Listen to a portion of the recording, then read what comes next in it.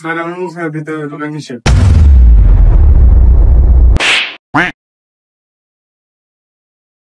Sir আমি কি আসতে পারি? আরে জানো কি আছে আমরা যাইতে পারি। তুই যে অনুমতি ছাড়াই ঢুকে গেছস। আমরা যে জায়গায় একটি নেই ওই জায়গায় কোনো অনুমতি লাগে না। তুমি চিন্তা করো তুমি কত বড় বেয়াদব। ওই ছেলেটাও আসছে তুমি আসছো। এই তুমি চলে আসো।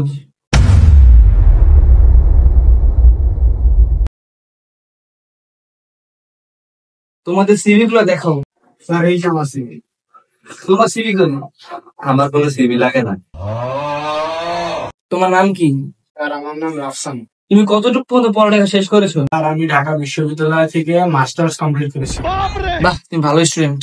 এবারকার তুমি বলো তোমার নাম কি? স্যার আমার নাম এই তো ডিজেরিয়া। ডিজেরিয়া এটা আবার কেমন নাম? আরে টিকটক করি তো ওইখান থেকে সবাই আমার নাম ডিজেরিয়া বানিয়ে দেবে। এটা ছেলের বেশি পছন্দ হবে। তুমি কতটুকু পর্যন্ত পড়ালেখা করছো?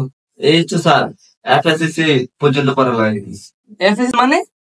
স্যার এফএসএসসি মানে হচ্ছে এসএসসি তে ফেল করছি তো তাই।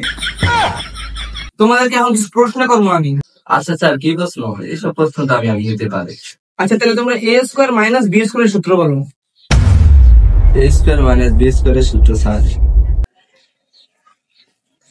স্যার হইছে আসলে স্যার সারাদিন টিকটক করছি তো আর টিকটক সেলিব্রিটিতে আমার পড়ালেখা জানে না।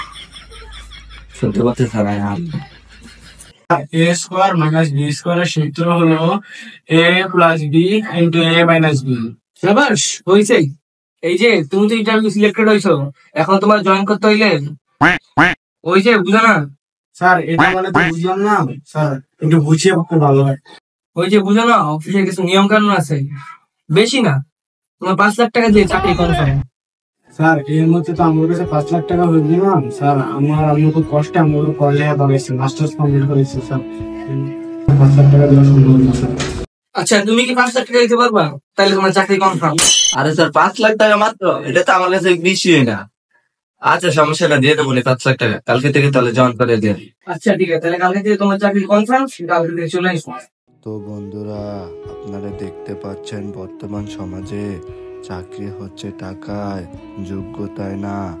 তাই তো আমাদের শিক্ষিত হাজারো যুবক ছেলে আজকে বেকার।